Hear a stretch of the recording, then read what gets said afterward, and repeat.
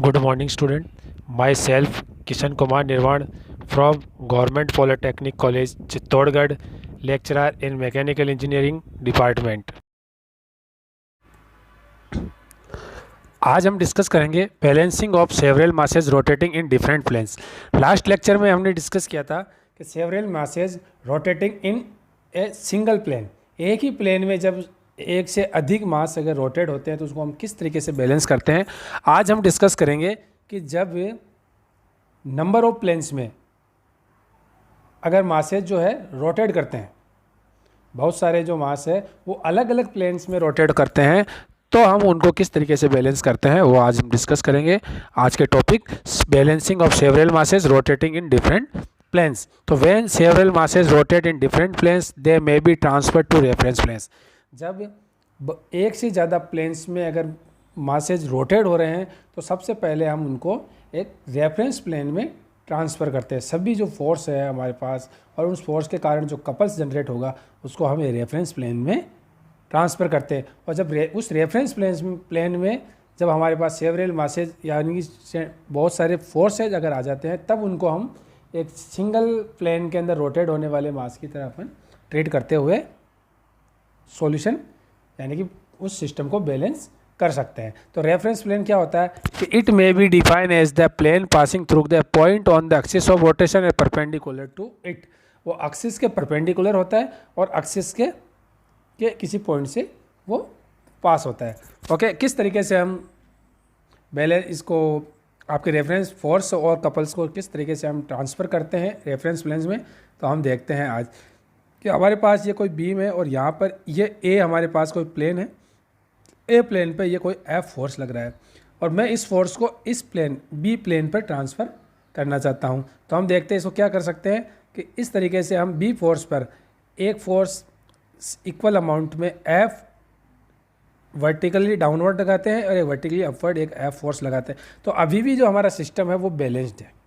तो हमने एफ जो है एक डाउनवर्ड लगाया और एक अपवर्ड लगाया, अभी भी बैलेंस्ड है। उसके बाद हम क्या करते हैं, इसको दो तरीके से हम लिख सकते हैं कि इसमें क्या चेंजेज आया कि एक फोर्स जो हमारा यहाँ पे ट्रांसफ़र हो गया और प्लस इसको साथ में प्लस एक फोर्स हमारे इस तरीके से है और ये चीज़ जो है हमें कपल देगा, इस तरीके से कपल के फॉर्म में होगा कि सॉरी इसको किस तरीके से रोटेट करेगा ये इस कपल को कि अपना जो फोर्स है एक इस तरह से लग रहा है एक इस तरीके से लग रहा है, तो ये इसको इस डायरेक्शन में रोटेशन देगा। तो हम इसको इस तरीके से लिख सकते हैं। तो अब हमारा सारा जो फोर्स है ये फोर्स एक यहाँ पर आ गया बी प्लेन में और साथ में इस पर एक कपल भी लग रहा है और कपल की जो वैल्यू होगी वो क्या होगी सी इंटू एल, दोनों ही फोर्स के बीच में जो डिस्टेंस है आपके एल वो इसके बराबर होगी L1। ओके, तो इस तरीके से हम रेफरेंस प्लेन में ट्रांसफ़र करते हैं। तो for balancing all the rotating mass और centrifugal force transfer to reference plane and couple also transfer into reference planes. तो हमारे पास जितने भी जो सेंट्रीफ्यूगल फोर्स होंगे रोटेटिंग मास के कारण डिफरेंट प्लेन्स में, उन सभी को हम कहाँ ट्रांसफ़र करेंगे रेफरेंस प्लेन में। और इसी तरीके से जितने भी कपल होंगे उन सभी को भी हम रेफरेंस प्लेन में ट्रांसफ़र करते हैं। और for balancing two condition must be satisfied. तो क्योंकि यहाँ पर कपल्स भी हमारे पास इसको इसलिए हम इसको बोलेंगे डायनेमिकली बैलेंस्ड। डायनेमिक बैलेंस इसको करना होगा और डायनेमिक बैलेंस में क्या होना चाहिए कि the forces in the reference plane must be balance. तो अब सारे फोर्स और सारे कपल रेफरेंस प्लेन में आ चुके हैं, तो जो हमारा रिजल्टेंट फोर्स है वो मस्ट बी जीरो और the couple about the reference plane, और उस रेफरेंस प्लेन के रेस्पेक्ट में जो कपल है वो भी जीरो होना चाहिए। Okay, must be balanced. तो F R equal to zero, तो M1 R1 omega square plus M2 R2 omega square plus M3 R3 omega square equal to zero. आप ये देख सकते हैं कि हमारे पास ये एक शाफ्ट है, ये प्लेन 1 है, प्लेन 2 है, प्लेन 3 है। प्लेन 1 में ये M1 है, प्लेन 2 में M2 है, ये इस तरीके से M3 है, इनके R1 R2 R3 और रेड अपन को थीटा भी दिया हुआ है, थीटा 1 थीटा 2 थीटा 3। इस तरह से हम यहाँ पर एक रेफरेंस प्लेन लेते हैं जिसको नाम दे दिया और हमें कपल को बैलेंस करने के लिए हमें दो रेफरेंस प्लेन की जरूरत होती है, लेकिन अपन रेफरेंस प्लेन एक को ही मानते हैं, बाकी अपन प्लेन दो लेते हैं। ओके, उसके बाद हम देखते हैं कि यहाँ से इस रेफरेंस प्लेन से सबकी डिस्टेंस अपन डिफाइन कर लेते हैं।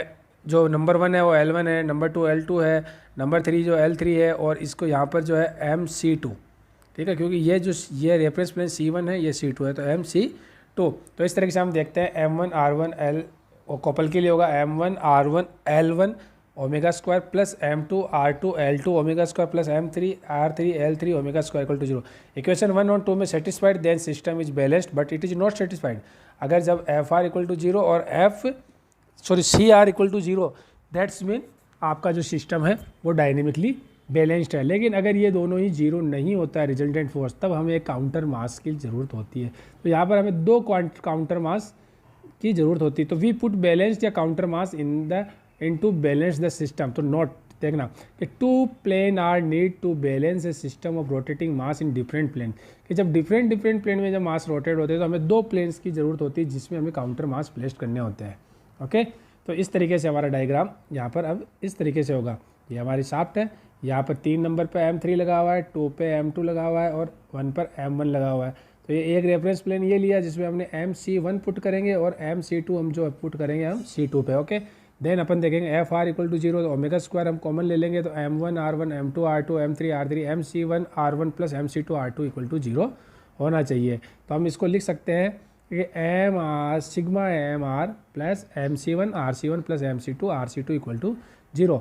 इसी तरीके से आपके कपल भी 0 होना चाहिए। तो ओमेगा स्क्वायर हम लेंगे तो M1 R1 L1 plus M2 R2 L2 plus M3 R3 L3 plus MC2 RC2 LC2। क्योंकि जो यहाँ पर जब हम MC1 RC1 और LC1, तो LC1 तो हमने रेफरेंस प्लेन लिया होता है, LC1 की वैल्यू होगी 0, तो ये वैल्यू यहाँ पे फिनिश हो जाएगी।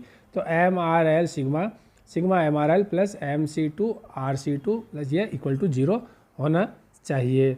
ओके, ये हम एनालिटिकल मेथड कर रहे हैं। तो resolve equation 4 into horizontal and vertical, जब इसको रिजॉल्व करते हैं तो sigma MRL cos theta plus MC2 RC2 LC2 cos theta C2 equal to 0, sigma MRL sine theta plus MC2 RC2 LC2 sine theta C2। तो इसको हम equation को पक्षांतरण के through minus sigma MRL cos theta equal to MC2 RC2 LC2 cos theta, और इस तरीके से हम इस इक्वेशन को साइन थीटा के अंदर भी इस तरीके से हम रिजॉल्व कर लेंगे इसको।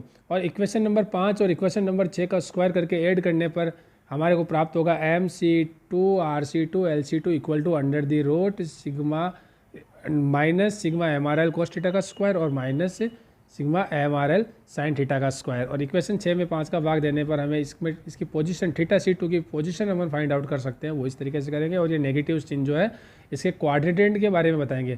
तो ये वाला जो ऊपर वाला टर्म होता है वो y होता है और ये x एक्सिस, उसके हिसाब से हम क्वाड्रेंट का पता फाइंड आउट करते हैं। ये हमने लास्ट लेक्चर में सेवरल मासेस जो रोटेट होते हैं उसमें देखा था। Then we MC2 and theta C2 calculated by use of above equations. तो इसको यूज करते हुए MC2 और थीटा C2 हम पता कर सकते हैं। LC2 भी हम फाइंड आउट कर सकते हैं, वो हमें वैसे दिया हुआ होगा। उसके बाद देखते हैं we know that M sigma MR force वाली इक्वेशन देखते हैं। तो M sigma MR plus MC1 RC1 plus MC2 RC2। तो अब हमें ये भी फाइंड आउट हो चुका है, ये भी फाइंड आउट है, हमें ये फाइंड आउट करना है। तो रिजॉल्व इनटू वापस दो पार्ट में को जो रिजॉल्व करते हैं एक्स और वाई डायरेक्शन में, तो ये कोस थीटा प्लस MC1 RC1 कोस थीटा प्लस, तो ये वैल्यू और ये वैल्यू फाइंड आउट है। इसी तरह से इनमें ये वैल्यू और ये वैल्यू साइन थीटा वाली फॉर्म में भी दो वैल्यू फाइंड आउट है। तो इसको हम रीअरेंज करेंगे इस तरीके से, और रीअरेंज करने के बाद इक्वेशन नंबर 9 और इक्वेशन नंबर 10 को हम स्क्वायर करके जब ऐड करते हैं तो हमारे को पास इस प्रकार से MC1 RC1, तो यहाँ से हम MC1 या फिर RC1 की वैल्यू फाइंड आउट कर सकते हैं। दोनों में से कोई एक वैल्यू आपको दी हुई होगी, ठीक है। उसके बाद 10 में 9 का जो से डिवाइड करते हैं तो tan थीटा C1 की वैल्यू हमें फाइंड आउट, ठीक है। tan theta C1 equal to minus कोष्टक में sigma MR sine theta plus MC2 RC2 sine theta C2 upon minus sigma MR cos theta C plus MC2 RC2 cos theta C2। इसको हम graphical method, और जब भी several masses वाली problem हो आपको इन टाइप के क्वेश्चंस को ग्राफिकल मेथड से ही सोल्व करना चाहिए, ठीक है। ये आपका एक्यूरेट नहीं लेकिन अप्रॉक्सीमेट रिजल्ट देते हैं, लेकिन it's easy method. Okay, graphical method के लिए आपको सबसे पहला काम क्या करना, फर्स्ट स्टेप पे करना M1 R1 M2 R2 M3 R3 MC1 RC1 और MC2 RC2। उसी तरीके से हमें M1 R1 L1 M2 R2 L2 M3 R3 L3 और MC1 RC1 LC1 और MC2 RC2 LC2। यहाँ पर MC1 RC1 LC2 1 क्यों, क्योंकि हम इसको रेफरेंस प्लेन अगर हम लेते हैं तो यहाँ पर जो C1 जो आपका प्लेन है उसकी C1 से दूरी कितनी होगी, 0 होगी। तो इस तरीके से हम इसको फाइंड आउट करते हैं। फर्स्ट सॉल्यूशन अपन कपल के लिए करते हैं। तो सबसे पहले उन्हीं फोर्स की डायरेक्शन में हम M1 R1 L1 बनाते हैं फोर्स की डायरेक्शन में। जिस डायरेक्शन में आपका मास लग रहा है उसी डायरेक्शन में M1 R1 L1, फिर M2 R2 L2 उसी डायरेक्शन में, फिर M3 R3 L3, और जो फोर्थ जिसको क्लोजिंग करने वाला जो होगा वो होगा आपके MC2 RC2 LC2, और उसके थीटा C2 की जो वैल्यू होगी ये आपका जो है कपल है, तो इसका जस्ट विपरीत डायरेक्शन में जो कपल होगा और उसी को हम थीटा C2 फाइंड आउट कर लेंगे। ओके, देन सेकंड जो फोर्स आपका सॉल्यूशन है वो फोर्स सॉल्यूशन हम फाइंड आउट करेंगे। तो उसकी तरीके सबसे पहले वही M1 R1 M2 R2 M3 R3 और MC2 RC2 के बारे में हमें पता चल चुका है। तो इस तरीके से हम MC1 RC1 और थीटा C1 फाइंड आउट करते हैं, और इसका जो डिटेल में हम समझेंगे इसको जब हम इस पर बेस्ड न्यूमेरिकल प्रॉब्लम सॉल्व करेंगे। तो स्टूडेंट्स आपके पॉलिटेक्निक एग्जाम्स में mostly several masses rotate in different planes के बारे में आता है। तो इस कंसेप्ट को ज़्यादा ध्यान से समझिएगा, इस पर हम 2 से 3 न्यूमेरिकल प्रॉब्लम्स करेंगे, उसको ध्यान से समझिएगा, आपके क्वेश्चन इजी वे में सॉल्व हो जाएंगे। Thank you so much student.